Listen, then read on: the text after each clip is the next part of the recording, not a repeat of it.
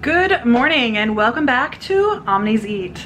I'm Jessica. Today I'm going to be filming a full day of eating for you, and I'm actually filming today's video the day after last week's full day of eating because I did make a cake and I was talking about it in last week's video. So if you didn't see last week's video, go check it out. I was talking about this cake that I was going to make, and I'm going to actually eat this for breakfast.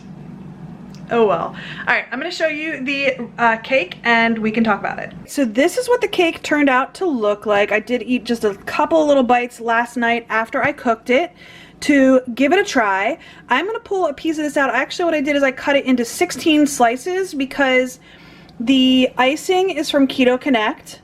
It's their cream cheese icing, and I'll be honest, it's a little bit too sweet for me, so I wish I would have tasted it before I put all of the sweetener in, but we'll manage. I do drink a lot of water throughout the day. So anyway, their icing was 16 servings, so I did cut the cake into 16 servings so that I could utilize just one serving. I will tell you I had some issues with this, however. Not the icing, but the cake. So the cake recipe I pulled from another YouTube video. I will put the link in the description bar below, but I made one modification based on another YouTube video that I watched. It is a cream cheese based pound cake, and the recipe called for 4 ounces of cream cheese. I had been watching another YouTube video with a similar pound cake recipe, and they accidentally put 8 ounces of cream cheese in, and I had this cream cheese I needed to use up, so I was like, you know what, I'm just gonna put 8 ounces in. The second person said it made the cake really creamy, really good. I'm gonna put the other 4 ounces in and just see how it does. So I cooked it for the 35 minutes that the recipe called for. It was not done. The center was still raw. I ended up cooking this cake for almost, it was probably closer to an hour. And the center was still not done, and the outside was burned. So I'm gonna pull it out. I have not tried the center yet.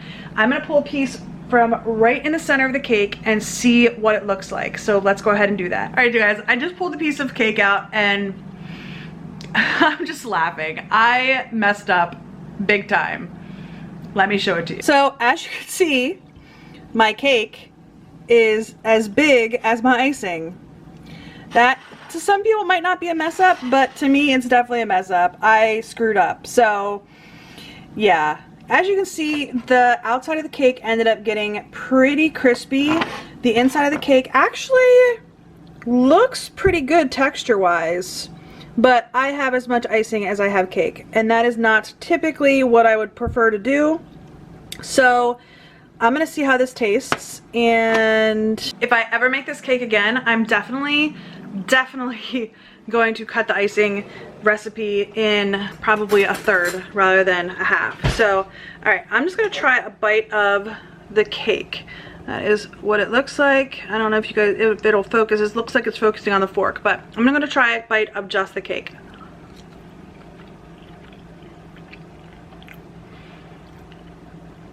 Yeah, it's okay, but it tastes like it's undercooked. So, lesson learned, next time do not double the cream cheese and only use about a third of the icing recipe.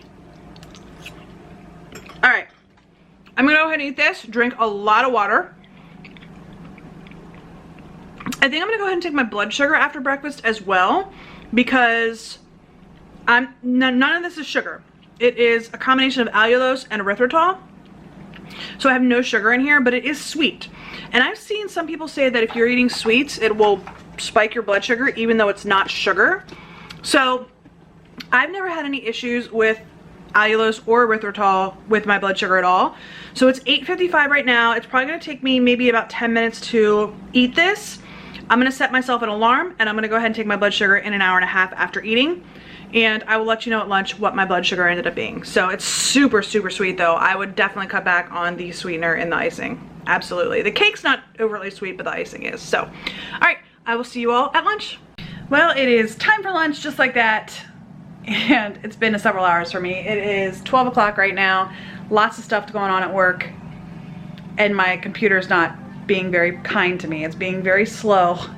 And it keeps losing network connection, which is not fun. So, been a frustrating morning, to say the least. My blood sugar, after eating that cake, which was super sweet, 85. An hour and a half after eating. So for me, and I need to be very specific on that, for me, I had zero effect. In fact, it probably actually did better. I actually had a good effect with eating that. I don't always have that low of a blood sugar after eating. It's usually in the mid 90s to the low like 100 to 110 an hour and a half after eating. I am a diet controlled diabetic. I do not take any medications for my diabetes. I'm 100% diet controlled. So I do want to specify that if you haven't seen any of my videos before, 100% diet controlled diabetic. So I do take my blood sugar on a semi-regular basis, a few times a week. I've been doing this for over a year now, so I do have a good idea of what's going to affect my blood sugar and what isn't. I typically will check my blood sugar after something that I'm not used to eating. So that was a new recipe for me. I wanted to check my blood sugar. It was an 85, which if you're not familiar with blood sugar results, that is a phenomenal result. So allulose and erythritol and everything else in there, egg, cream cheese, butter, almond flour, zero effect on my blood sugar, but everyone is unique. So let's go ahead and talk about lunch. I'm going to be going back to a tried and true favorite. I haven't been eating this for several days because I've been eating a couple of other things, trying to get some stuff cleaned out of the fridge. I'm very much looking forward to my lunch today, so I'm going to turn our camera around and show you what I'm going to have. All right, you guys, if you've seen any of my full days of eating, you'll probably not be surprised. I'm going to be making myself a chicken and cheese quesadilla using a Mission Carb Balance tortilla. This is the whole wheat tortilla, 5 net carbs. I have some salad mix. Like I said, I'm filming this the day after last week's video, so this is the same salad mix, but I'm using that. I forgot I had purchased some feta cheese, so I'm going to be putting some feta cheese in my salad today. I'm going to be using the Olive Garden signature Italian dressing. And then for my quesadilla, I'm going to be using the Perdue Shortcuts Original Roasted. This one has 0 carbs. Some of their flavors have carbs in them, but this one has 0. So, and I never even eat a full serving. I eat about 2/3 of a serving. I usually eat around 40 to 45 grams, and you can see a serving there is 71 grams. So anyway, 0 carbs in that chicken. Like I said, some of the flavors do have carbs. The original roasted and the grilled have 0. And then I'm going to be putting some Mexican style cheese and some whole milk mozzarella in there. This bag's almost empty, so I grabbed out another bag just in case I don't have enough. But I do weigh out everything that I put in my salad and my quesadilla. So that is all documented in my food journal. So I'm gonna go ahead, put my lunch together, and I will show you what it looks like when it is ready to be eaten.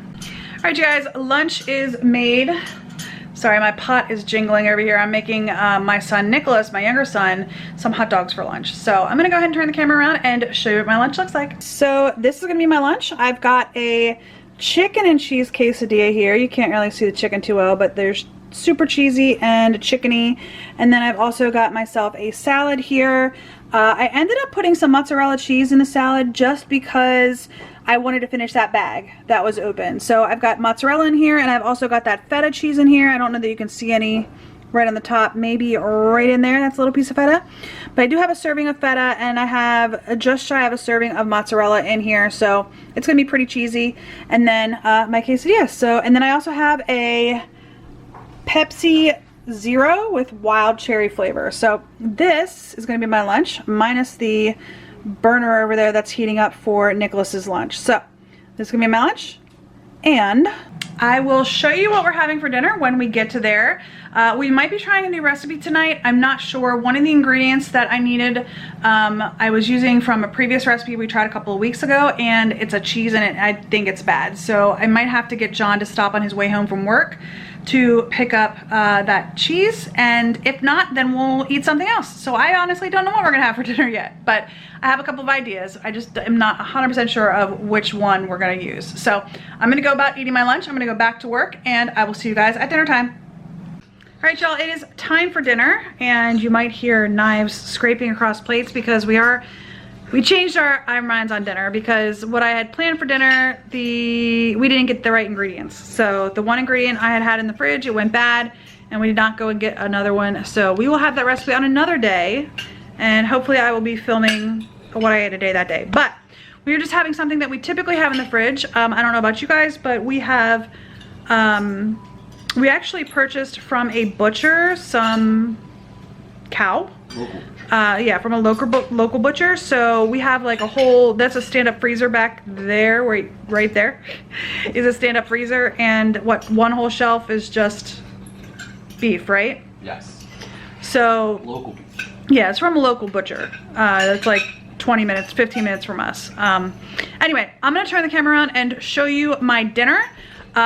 This is not very high calorie, so I have a lot of calories left. I am planning on having a dessert.